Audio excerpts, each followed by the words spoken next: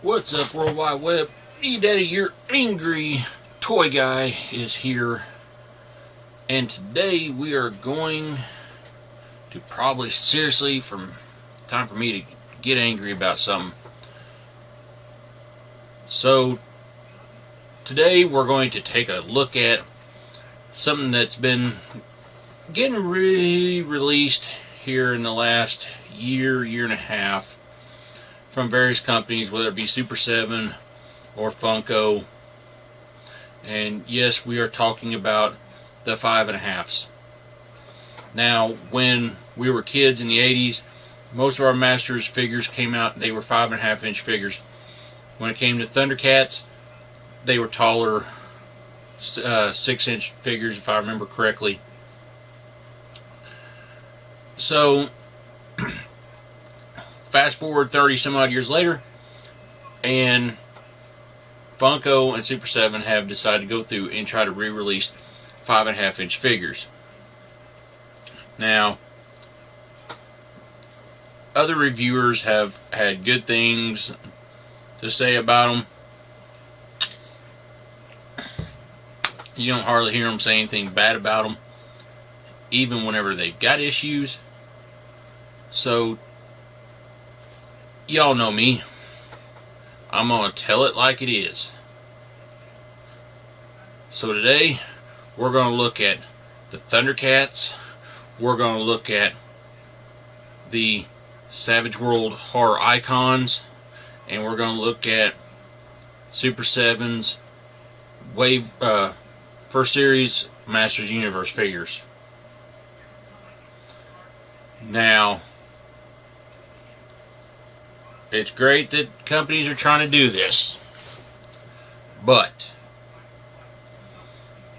let's face it, we're going to have some issues here, because either I've seen things like broken pieces on them, pieces not coming together right.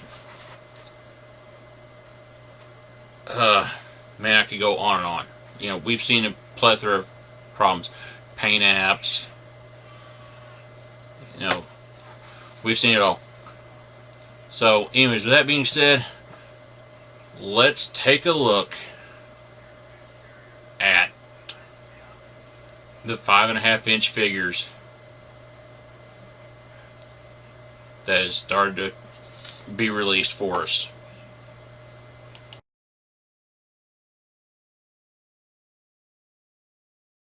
Alright, so first one we're going to take a look at is going to be Panthro from the Thundercats line, produced by Funko. Now, they were great as far as they gave us a 5.5 inch version of the Thundercats that goes great with our Masters of the Universe collection. Most of us as kids, we wanted to have the battles, you know, Thundercats, Masters, but whenever you looked at the old figures compared to, you know, the old Thundercats figures, comparing them to the Masters figures, these things were enormous. Funko went through and they gave us something that we could, you know, put out there now. But, so anyways, right off the bat, I mean, you sit there and you take, you know, they did, you know, they've got the same articulation as the old Masters of the Universe figures from Mattel. Now, they did to where, you know, like, alright, well, we can still move the arms up and down. We can't take the arms off or anything like that, at least not that I've seen. You've got the waist action, which on Panthro here, you know, the belt stays in place. You twist around. They gave him the clawed nunchucks. They did a really fantastic job on making Panthro look like Panthro was supposed to. So that was really awesome to see right there. From everything that I've seen, I have not had any issues. I have not had any issues with the figure. You know, you know, the arms The arms actually are pretty tight on being able to move them up and down, but they'll still do it. Legs, you know, much like I have talked about in a previous video, I think when I did the He-Man review. The only thing I don't like is, well, I don't know, with the oh, there's an issue. See right here. Super 7 will do something different. Funko, on the other hand, they used a hardened plastic rubberized or hardened plastic joint for the legs. Now, luckily they'll pop back in pretty easy, but let's face it, we don't want to be able to sit here trying to move them around, stuff like that, and have these legs pop off. Not real cool. Okay, but like I said, for the most part, they did a pretty good job of Panthro on this one, so I cannot really complain much there, other than the fact of the ball joints in these figures, not exactly what we anticipated. Because in all honesty, like you saw right there, they pop off pretty easy. So I don't know, I mean, there's hope. I guess we'll see.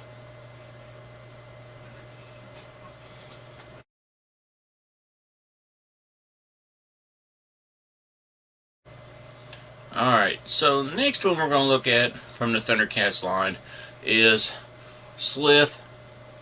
Now, they did a pretty good job with him as well, and you still got the same thing. You still got the turning action there. Still got the arms move up and down. Now this one, the arms, they're not nearly as tight as they were on Panthro. Head turns pretty good. Now the tail is stationary. Legs still pop back and forth. Nice they went through and added a little bit extra as far as his belt goes and everything. Paint apps, not too bad. I mean, there is a little bit of a paint issue on the back with where his I won't say suspenders basically come over. It's not completely painted over like it should be on this side, and you do see a little bit of a paint overspray a little bit on this side. Now, did notice here on the side also a little bit of a crackage issue from where they didn't get it all the way tightened down, and you actually see it over here on this side of it too. But at least the tail's holding, which is something that I have seen quite often with quite a few people that's gotten these. And once again, I mean, we still got the leg joint issue. You know, you can still maneuver them around, but it's pretty easy. Just pop those legs right off there. So, I mean, overall, making sure there ain't anything else. Also, on the front, you do notice some overspray with this coming over onto his chest and everything. You do see a little bit of overspray on him. But, I mean, all in all, it still ain't bad. Like I said, it gave us, you know, one of the somewhat primary villains in Thundercats, so that's pretty good right there. Can't really complain too much on that one.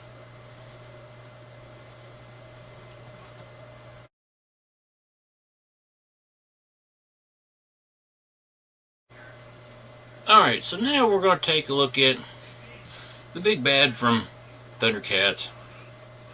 Also from, you know, Funko. And we're talking about Mumra. Now, looking this over, I mean, you still got the whole leg issue. Now, mine a little loose on the legs holding right there. You know, left one not so bad, right one jiggles a little bit. The arms, they work real well. Everything, can't complain there. They gave him a flexible rubber cape for the back. You know, so that ain't too bad. The head, you do get movement out of it, which was nice. So I mean, overall, paint overspray, you don't really see a whole lot of it on Mumra. I mean, maybe a little bit like on arm bracer. But other than that, really, they did a fantastic job with him. So, I mean, it'd have been great back in the day to had something like this. Teaming up with Skeletor, taking on He-Man and Masters. And we got him. Most of us were older now. We don't really do that anymore. But it ought to make for something great for like a display setup. Like I said, with Mumra, yeah, you can't really go wrong here. And I see some more paint spray, and it's where his gold helmet goes up over him, overspray onto the blue part of his head. But I mean, overall, I mean, take away from the paint spray, I mean, once again, they did a great job with the articulation for a 5.5. They did a great job on the head sculpt and all that. Made him look really good. Like I said, paint spray, I kind of overlook it a little bit. Even though you may not want to. But it is what it is. We really can't, you know, we can't complain too much, even though we're going to. Like I said, whole leg joint thing, it happens.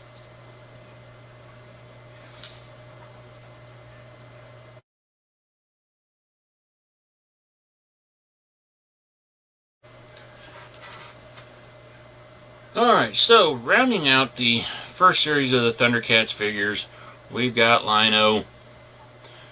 Now, they give him his Sword of Omens. They give him the claw piece, which can snap on and off of his hand. Which, I remember I had a little bit of a hard time issue getting it on there. Did manage to get it on and off. It's just a little stiff to do so. But it does fit back on there. This right here, other than maybe like a little paint chip on his chest piece, there's not a real whole lot of paint overspray. No other little mistakes I see. The arms on him, they're tight. And I'm a little worried about that, and I think it has something to do with how they made the side right here, trying to get his arms to turn. And same with the right arm. Head turned great back and forth. And like I said, I mean, you try to go through and you can't have him doing too many kicks, otherwise you get the leg popping off again, which, you know, like I said, luckily they pop on back on pretty good, and they still hold up pretty good, so you can't really go wrong there. One thing I do kind of wish they'd done is something a little bit different with his hand, so way he could have held that Sword of Omens a little better, because it don't take much to kind of flop it off to the side, and kind of looks like he's barely holding on to it. But all in all, not too bad. And like I said, yeah, he comes out like a little bit taller than 5.5, but that's only because of the wild hair. You can't really go wrong there on that one.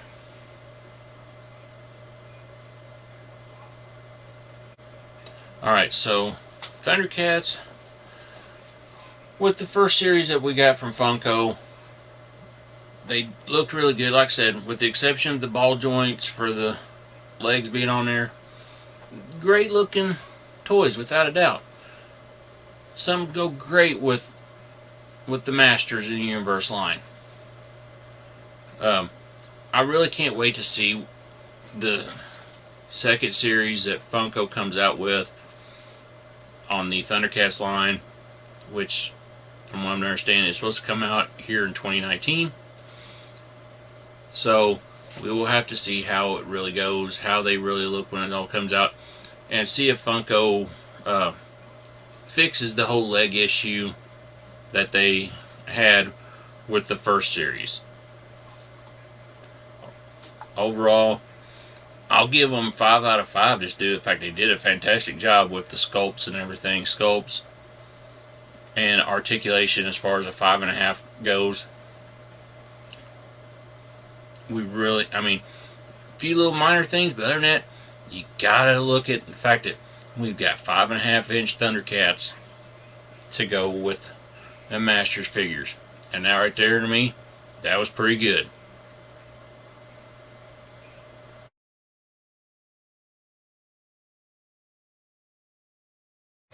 Alright, so now we're going to take a look at the Funko's Savage World figures.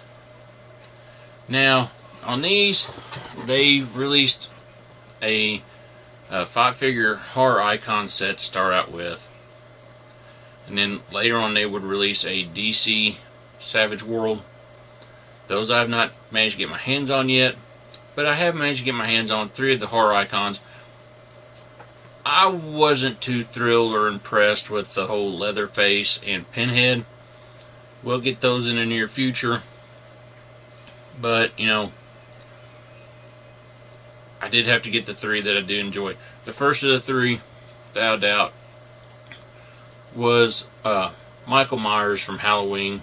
Fair kick off that, since we got the new Halloween movie getting ready to come out on DVD. Unless you've got digital on demand, in which case it's already out. But with Michael, first thing I noticed was, with these knives, they're easy to slip in and out of his hands. I mean, they don't take much moving around and they will drop. So for the sake of this, I'm going to set them off to the side. The arms and everything, arms move great. I'm not seeing the paint issues. Head turns great. Now, the legs, they did the same thing with them as they did the Thundercats, and was that plastic ball joint for the legs. But you know what? So in fact, this was the, you know, first series on them. Overall, not too bad at all. Like I said, you don't really see too many paint issues, stuff like that on them. And it's kind of a great little depiction, you know, for them. Put them in Savage World, you know, making them Savage World. And basically giving us a 5.5 that we could also, you know, have teaming up with Mumra from Thundercats, with any of the villains from Master Universe, and having a great time with it.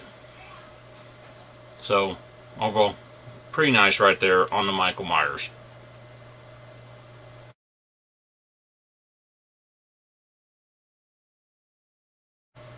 Alright, so next up in the Savage World horror icons I got here is the old dream demon himself, old Freddy Krueger. Now, me being a child of these, I remember Nightmare on Elm Street, first one, absolutely terrified the hell out of me. As years went on, it's actually, you know, pretty good movie, pretty decent and all that. And with this whole Savage World, they did a great job depicting Freddy Krueger. You still got this, you know, all the same things with it. You get the detachable glove, which I think, in all honesty, they should have just made it mandatory that he have the glove on his hand, because let's face it, you know, you never saw Krueger without that gloved hand. The arms turn up and down real nice. The head, same way. And like I discussed with Michael and the Thundercats, you know, Funko, you know, yeah, they stayed with the ball joint thing still. I'm going to quit harping on that one. But all in all, I mean, they did a great job with Fred. I honestly think instead of like the sash going across him that looks like his old dirty sweater, they maybe should have done that even with the neck piece. And maybe instead of giving him the I'm not even sure, like real dark olive green pants, like more of the brown pants, and maybe giving him something darker as far as the headpiece goes. But all in all, great. You cannot really go wrong here with this one. It'd be great to use him to go through and be terrorizing Prince Adam and some of the other masters in their dreams on Skeletor's behalf, or even Hordak's behalf. Great, nice looking.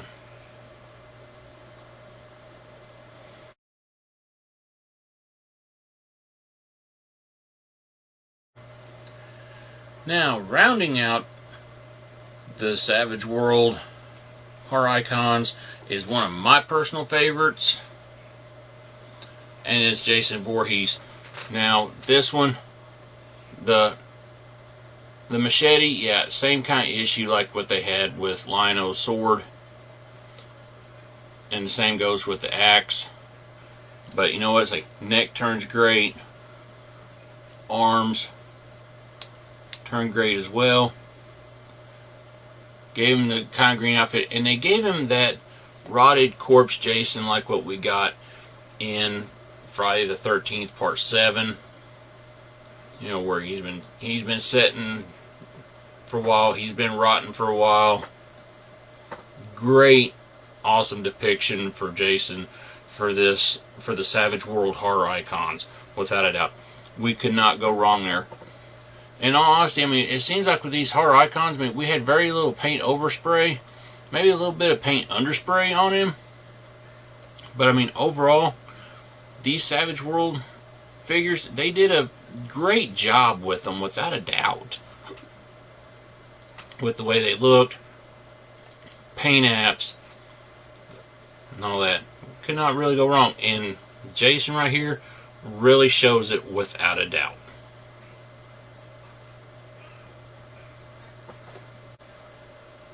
Alrighty, so for the Savage World Horror Icons, much like the Thundercats, I gotta give them 5 out of 5, because I mean, honestly, they did a great job with them.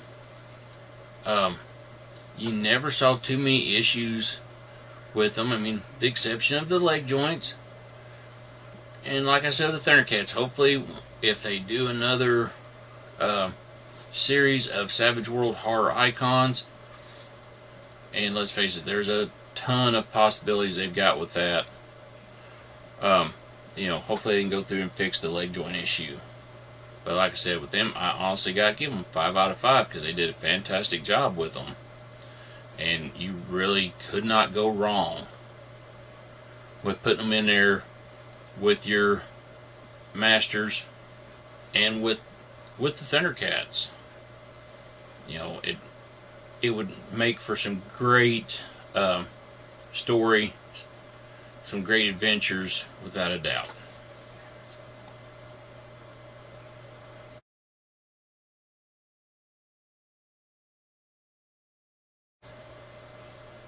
Alright, now's where I'm going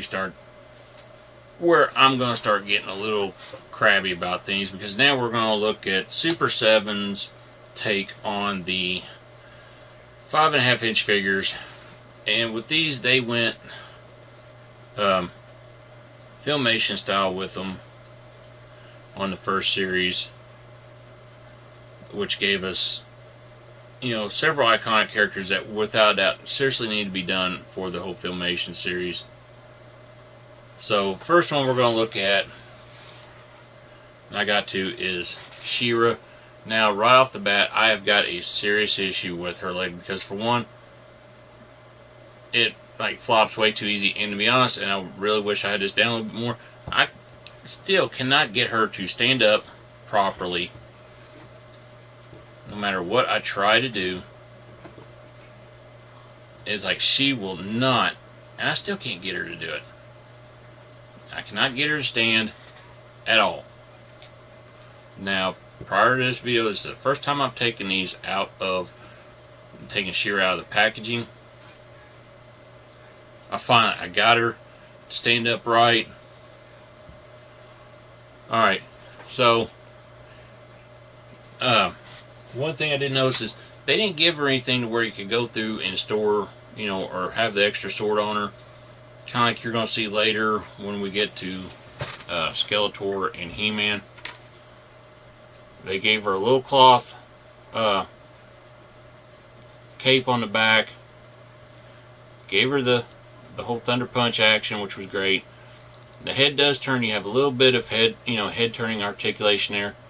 Now, the one thing I did notice is it's almost like they just did not quite get She-Ra's head all the way down on there like it should be. So you got like a gap that you could put like 2 or 3 sheets of paper in there if you wanted to. But I mean, all in all, you do have some paint scrapes, stuff like that, like on her chest, above her boob. You know, like white paint on there, and it's like, how in the world did they get white paint on there? I mean, it's like streaked, and I don't know if it'll show up real well or not. I think you can see it a little bit right here on this side. But other than that, I mean, you do have a few little spots of paint overspray or paint underspray on her tiara and all that. You can see a lot of underspray on it, where they just left it flesh tone there. But I mean, all in all, it's a great depiction of the Filmation. She right in there, she goes down to the ground. That and the hands look really messed up on her. The sword with the crystal in it, not completely trimmed out all the way, so it makes it a little hard to get her to hold that sword all the way right and everything. You do see a little bit of white paint on there. Honestly, I mean, I don't know how many people have been having these issues with She-Ra, but I mean, they could have definitely went through and did some serious work on how those feet, how the boots are, and I think that's got a lot to do with it on She-Ra. You know, so it's great to get a Filmation version and a version like the original Masters Universe figures. You know, they did her in that style instead of the way that Mattel would do them years later when they came out with the Princess of Power cartoon and start releasing those figures. So I mean, at least we got a Filmation close to accurate version. So can't go too wrong. But man, they could have really did some serious work on those boots.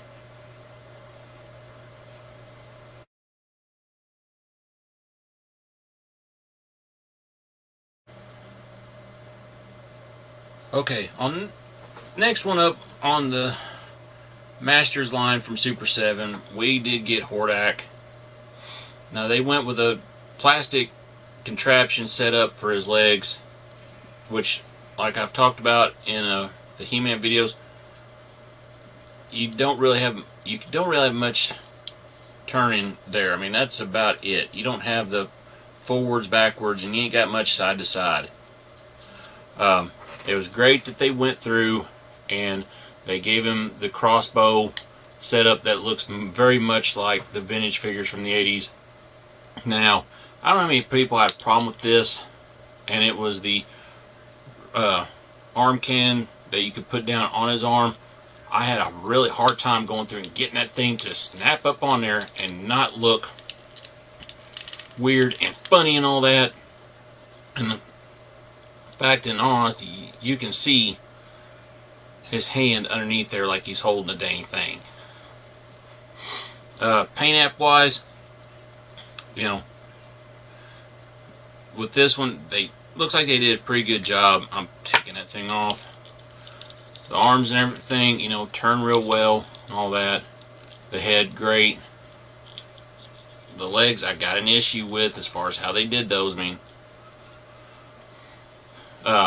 nice on this one, they gave it the hardened plastic chest piece that looks like it will snap on and off. I don't really feel like trying to do that.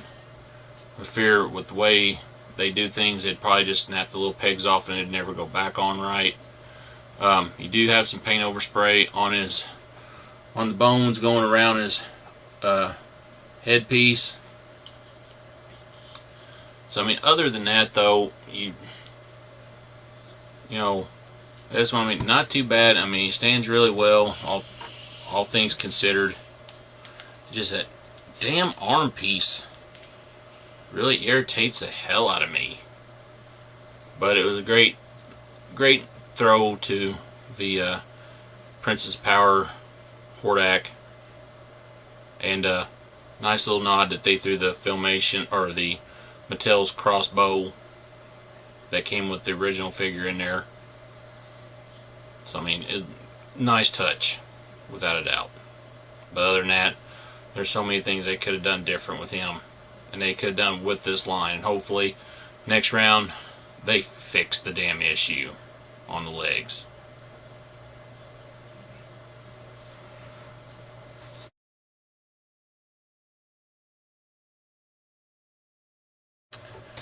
Alright, so the next one we're going to talk about, oh god, is Skeletor. Go figure. Dude's already been drinking, which after this review I'll probably be doing the same thing. Now, right off the bat with Skeletor, you know, they made him filmation accurate, including the staff, you know, his Havoc staff. Great colors, you know, for the filmation style. Now, one thing I did notice with the head, and I'm not joking, it is the same size as the head that Mattel used for their filmation Skeletor. I went through and I looked at it and everything. I mean, other than doing a little bit different as far as the mouth goes, it's almost like it's the same head. I mean, honesty, they shrunk down a little bit of things, but other than that, if this head popped off of this Skeletor, you could go through and pop it off this one, put it on there. There you go.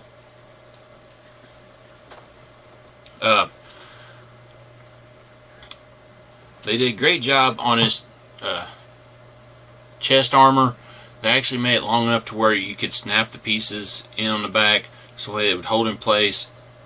Even with his half the power sword there, they did throw in the regular size power sword. Another issue I had was with his hands and his Havoc staff. You've really got to find the right, I almost want to say sweet spot really, to get that Havoc staff in place. Otherwise it just pops out real easy, or it don't want to go back in place. Overall, I mean, I wish they'd done like maybe a little bit lighter blue,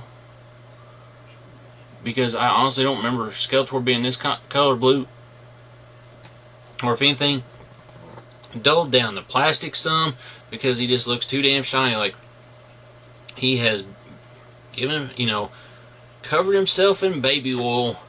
He's getting ready to go out to the wrestling ring to attempt to kick He-Man's ass, but yet be doing like many a jobber and be doing the job for He-Man again. They did a fantastic job, you know, with this one. I'm not seeing too many issues and all that. A few little spots of overspray, not too bad, but I mean, you know, the only other thing I see really is when they were cutting the arms out of the plastic pieces to get them ready, you got that little bit of a hole in the back, and I think He-Man had the same issues. You've got great arm arm turning, a little on the tight side. Legs, same issues I was talking about with Hordak. And you do have some head turnage for him. So I mean, it wasn't too bad of their attempt at a filmation Skeletor, without a doubt. Cannot go wrong here. Other than the fact they will not fix those damn legs.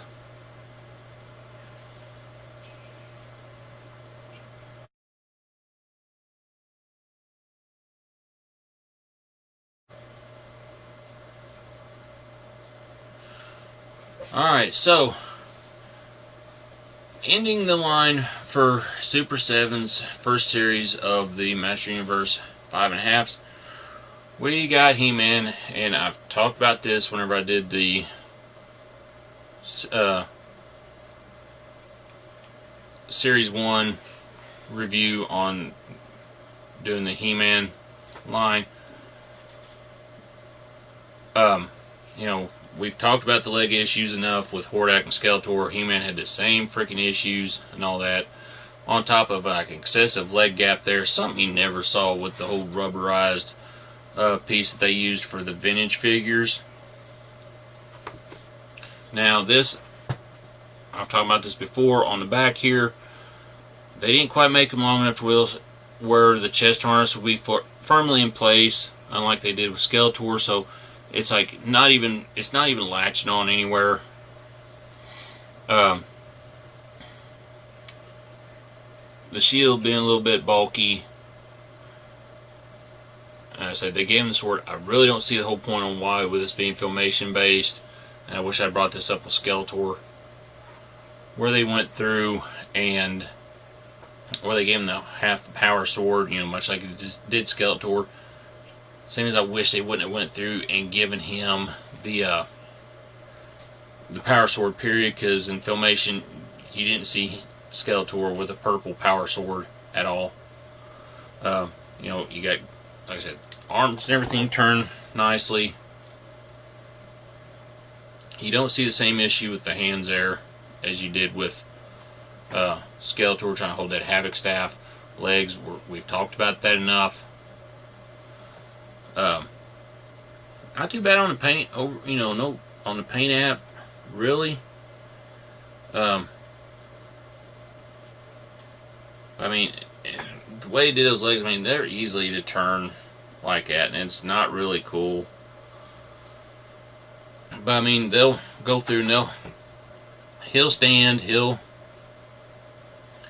hang tight, and he can ride Battle Cat, the vintage Battle Cat, with no problems at all. All in all, that one, not too bad. Except for the fucking legs.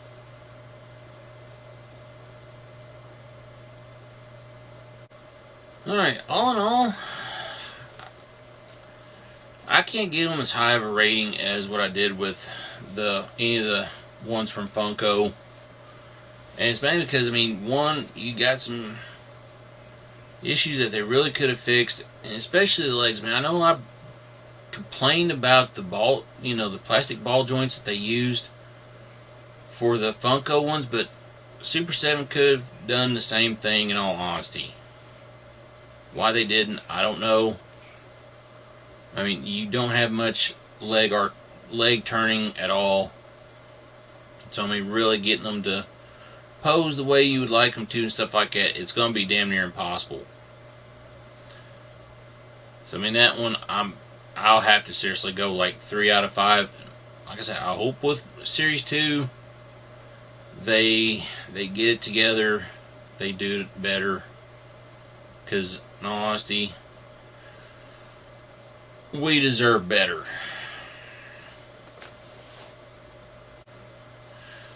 Alright, well, all in all, that's the majority of the figures that we've got, we got through 2018. The Savage World horror icons look great. Did a nice job with them. Something nice to kind of throw in there, with those Thundercats and Masters line to, add some extra stories that we could come up with imaginatively. Like I said, have a lot of fun with it. The Thundercats, I honestly think there were several things they could have done a better job with. And, without a doubt, the leg joint issue, both them and Super 7 had the same issues with the legs. It was a damned if you do, damned if you don't kind of thing with them. Overall, from a collector's standpoint, from a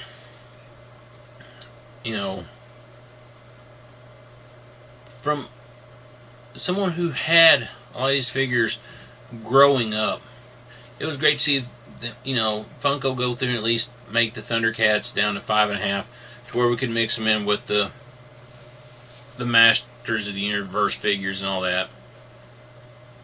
There are things that need to be fixed on them, and hopefully they can do a little bit better on, like I said, with the leg joints and with the paint apps and all that. But all in all, I think they all did a pretty good job depicting them the way they wanted them to, cartoon-wise, as far as the Thundercats and Masters Universe figures go. The Savage World horror icons, they did a great job depicting those figures the way they need to be, especially the Jason Voorhees figure. You know, using the Part 7 Jason for that, it was really great to see that one. You know, there's things that both companies can fix for them, and hopefully they, with their next series of them, they go through and they do fix those issues. Because otherwise, I can see where people will not buy them if they continue to have issues like that. They won't buy them at all. These things will not stand to last through time. Now I know, you know, the 80s figures, yeah, you get some that held up well and some that didn't. But you know what? There was ways for us to go through and fix those with the O-rings, as far as the rubber leg joints go.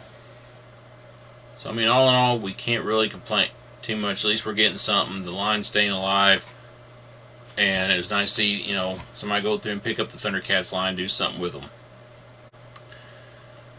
Alright, so that was my review of, like I said, the 5.5 inch figures we got in 2018.